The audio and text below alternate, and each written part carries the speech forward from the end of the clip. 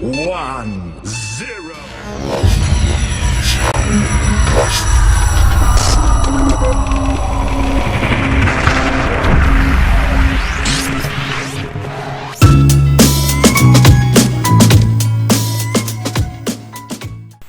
Halo teacher, dimanapun kalian berada, terima kasih ya sudah menonton video ini. Perkenalkan, saya Maria Indriani dari Universitas Kristen Petra, jurusan Pendidikan Guru Sekolah Dasar.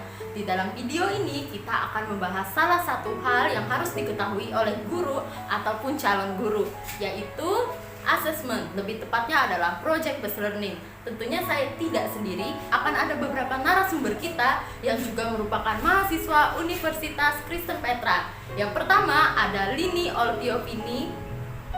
Halo. Narasumber kedua kita ada Lisbeth Lowly. Hai.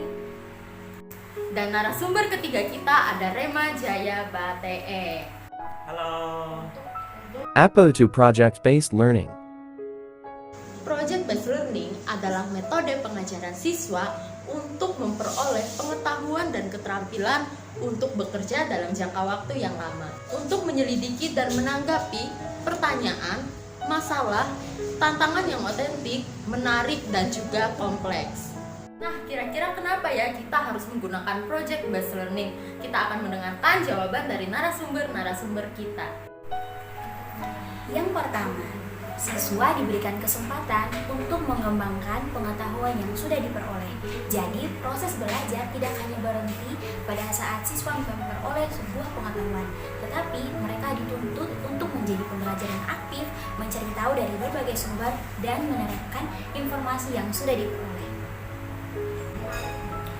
Selanjutnya, melalui metode ini juga guru tidak lagi menjadi satu-satunya sumber informasi dan juga pengetahuan, tetapi murid didorong secara mandiri untuk berusaha mencari informasi-informasi yang dibutuhkan baik melalui internet, buku, dan media informasi lainnya. Selain itu, anak mampu memperluas wawasan dan juga skill-skill mereka melalui proyek yang diberikan guru kepada mereka, sehingga mereka mengalami proses pembelajaran yang lebih nyata. Sebagai contoh yaitu dalam mata pelajaran bahasa Indonesia khususnya materi drama, sangat cocok diterapkan kepada anak project based learning karena anak langsung memperhatikan pengetahuan atau keterampilan yang didapatkan tentang materi drama.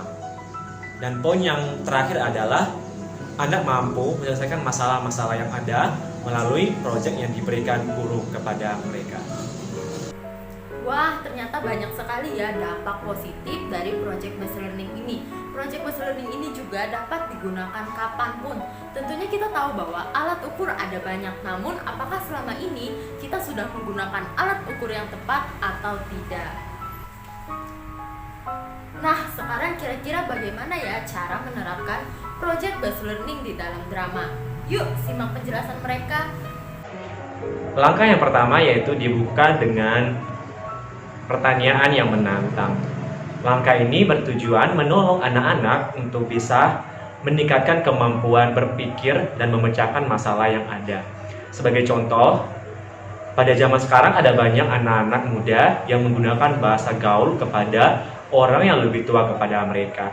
Misalnya, mereka berbicara kepada orang yang lebih tua daripada mereka dengan bahasa gaul yang seharusnya tidak sewajarnya untuk mereka gunakan kepada orang yang lebih tua kepada mereka. Nah, untuk menyikapi masalah ini, buatlah sebuah drama yang memberikan edukasi kepada teman-teman kalian supaya mereka bisa menggunakan bahasa gaul yang tepat dan melestarikan bahasa Indonesia. Langkah yang kedua yaitu merencanakan proyek. Di bagian ini, anak-anak diberikan kebebasan dan kesempatan untuk merancang konsep drama dan tema serta peran masing-masing sesuai dengan yang diinginkan. Step berikutnya adalah menyusun jadwal aktivitas. Nah, pada bagian ini siswa akan saling berdiskusi untuk menentukan sendiri jadwal latihan secara mandiri dan juga jadwal pementasan drama. Tahap berikutnya adalah mengawasi. Nah, pada tahap ini guru dapat mengamati sudah sejauh mana perkembangan siswanya. Contohnya seperti yang dapat terlihat seperti mulai dari pembacaan naskah, isi naskah, intonasi suara, hingga pada segi artistik drama seperti pemilihan background musik, penggunaan kostum, dan dekorasi. Nah, pada tahap ini juga menariknya, guru dapat memberikan masukan ketika siswa menggunakannya. Setelah itu, guru juga dapat memberikan kritikan maupun saran. Tetapi perlu diingat, peran guru di sini hanyalah sebagai fasilitator. Untuk itu, guru hanya sedikit memberikan pengarahan saja dan proses selanjutnya diberikan kepada siswa. Nah, untuk penilaiannya sendiri, guru bisa menilai siswa mulai dari pertemuan awal hingga pertemuan akhir. Guru juga bisa memantau pencapaian siswa dari keseluruhan proses belajar yang dilaluinya. Nah, menariknya, melalui metode ini, bukan hanya guru saja yang bisa memberikan penilaian terhadap siswa, tetapi siswa sendiri bisa memberikan penilaian terhadap dirinya sendiri. Selanjutnya, evaluasi. Untuk memberikan evaluasi, guru bisa memberikan kritikan, masukan, dan juga saran, bahkan penilaian terhadap hasil karya yang sudah dibuat oleh anak-anak. Selain itu, kita juga bisa meminta anak untuk membuat refleksi terkait dengan proyek yang sudah mereka buat. Dari refleksi tersebut, kita bisa memberikan dan mengevaluasi anak bagaimana proses mereka mengikuti proses belajar tersebut. Project based learning menggunakan prinsip belajar dan mengajar yang baik. Proses belajar dan asesmen mendorong siswa untuk aktif menjadi pembelajar seumur hidup yang kaya akan pengetahuan dan keterampilan. Selain itu, kita juga memperoleh banyak hal baik dari metode ini, yaitu belajar berkolaborasi, berkreasi, dan siswa juga mendapat pengalaman belajar yang lebih real. Sedangkan bagi guru, kita dapat mengetahui sudah sejauh mana pengembangan siswa kita. Nah, seperti kita dapat mengetahui apa saja yang masih perlu ditolong, apa saja yang perlu ditingkatkan, serta apa saja yang perlu kita bantu. Nah, selain itu juga, kita juga dapat mengetahui sudah sejauh mana peningkatan motivasi belajar siswa melalui metode ini.